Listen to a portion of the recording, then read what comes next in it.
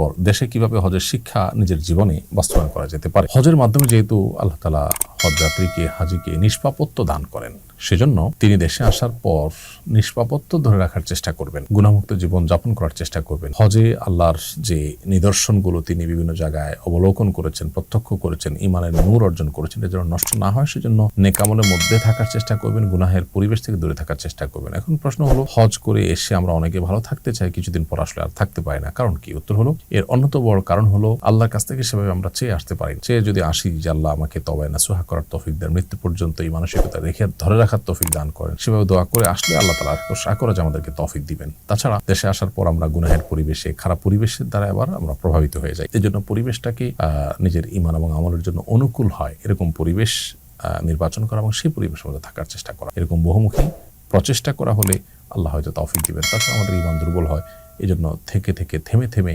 ঈমানকে নবায়ন করা, ঈমানকে জাগ্রত করার জন্য আবার ঈমানের পরিবেশে যাওয়ার চেষ্টা করা। আল্লাহ আমাদেরকে সেই তৌফিক দান।